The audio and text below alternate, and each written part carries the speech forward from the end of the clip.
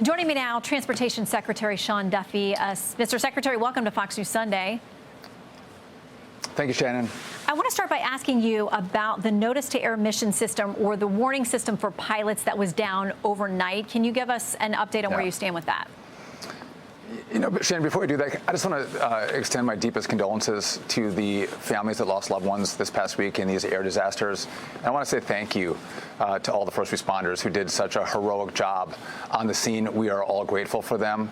I want to say that first, but the notice to, by the way, it used to be notice to airmen. Now it's notice to air mission. The last administration changed the name because of their gender ideology concerns, but that system went down last night. The backup system is now up and running as we try to get the primary system online. But it's an old, antiquated system. It has to be upgraded. That's in the works. It has been in the works for years. We have to rush this new system online because, again, this is the second time in 2 years it's gone down. Yeah, and I'm glad that you mentioned the crews that are working around the clock. Living in this area, I drive by that site every morning and every evening, and these people are working around the clock, dedicated and doing everything they can to especially offer some amount of closure or help to these families of the victims there. So hats off to them, absolutely. I want to talk about the situation with staffing and what's been reported about what was going on in the air traffic control tower here in Washington on Wednesday night. New York Times says this: staffing at the air traffic control tower at Reagan National Airport was not normal for the time of day and volume of traffic. That's according to an internal preliminary FAA safety report. Can you offer any more clarity about what was going on that night with staffing? So again, I'll take the FAA at their word that it wasn't normal, and so that's part of the review process that we have to do, Shannon. We have to look and there's a consolidation of air traffic controllers an hour before it was supposed to happen during the time of this crash, and so what was the appropriateness of that? What are we doing to surge air traffic controllers in this country? I mean, that's a different story, but we haven't had enough air traffic controllers in America for a very long time.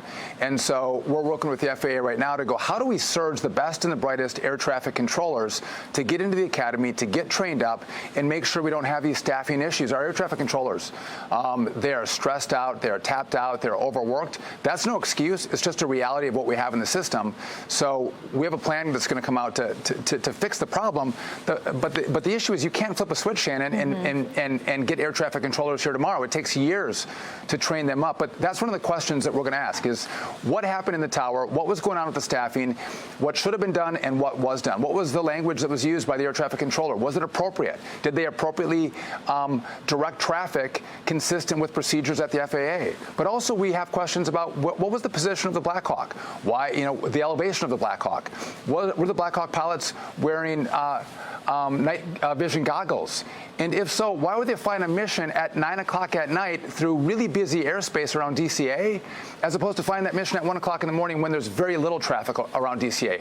I want our military to be trained up and ready to go, but I also want air travelers to be safe as well, and there's a time and a place to do it, not at 9 o'clock at night when there's heavy traffic. Yeah, you mentioned this more broadly, the issue of air traffic controllers. New York Times reporting that more than 90% of the air traffic control facilities in this country are operating below the FAA's recommended staffing levels.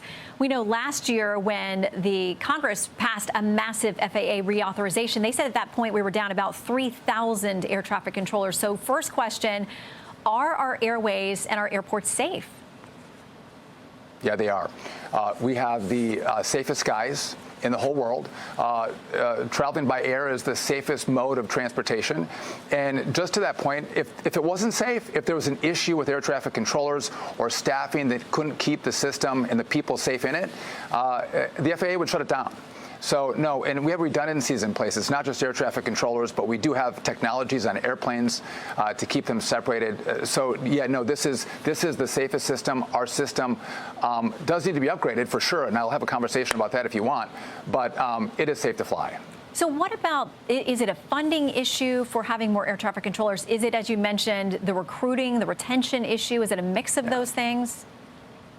There's a number of issues. So during COVID, there was an issue where they shut down the academies, and then when the academies reopened, the class sizes were smaller, and then even though our graduates from the academy got out, they couldn't get into a tower to train up. That happened for 2 years, and so we saw a plummet of air traffic controllers.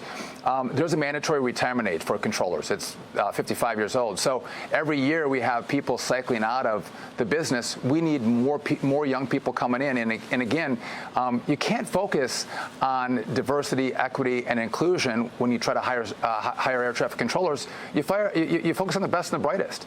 Again, some people may like to have this conversation around equity, but if it's your pilots or if it's your air traffic controllers, you want the best. You want the brightest, protecting yourself and your family. That's what we're going to do at the department for every air traveler, getting in the great students to make sure our skies are safe. Yeah, and at this point, as you mentioned, we're very early on, so we don't know if any of that had an impact on either of these situations. We'll talk about Philadelphia, too. But Congresswoman Jennifer McClellan, a Democrat out of Virginia, said, talking about that right now, she says it's irresponsible to blame anything or anyone right now that does a disservice to the lives that were lost. Has this conversation about DEI become a distraction in the middle of this whole thing? So, Shannon, the mission of DOT and FAA is safety. That has been the historic mission of this agency. And over the last 4 years, when they're having a conversation in the last administration about changing names from cockpit to flight deck, or notice to airmen to notice to air mission because it's too gender specific, they're focused on social justice and in the environment, racist roads, and EVs. They've lost sight of the mission of this department. And so we have no place for anything other than the best and the brightest. And so when you look at what went wrong, you got to look at the people that you have in place at the DOT and the FAA and the leadership and the direction that leadership gives them. And it's been misplaced over the last 4 years. We're back on mission. We're focused on safety and having the best people delivering that safety. And I don't care your race, your religion, your sex, your sexual preference. That doesn't matter. Just the best and the brightest. I want to play something from the NTSB. Tom Inman said this last night about the recommendations that come from that agency.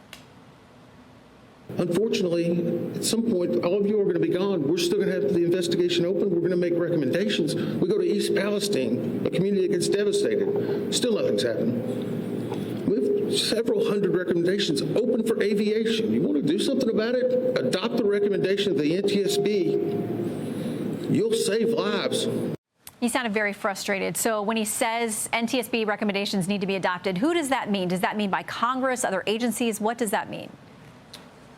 So it's partnership, right? It's part of the DOT, the FAA, and it's part of Congress. And so there's a lot of recommendations there. I've talked to the NTSB.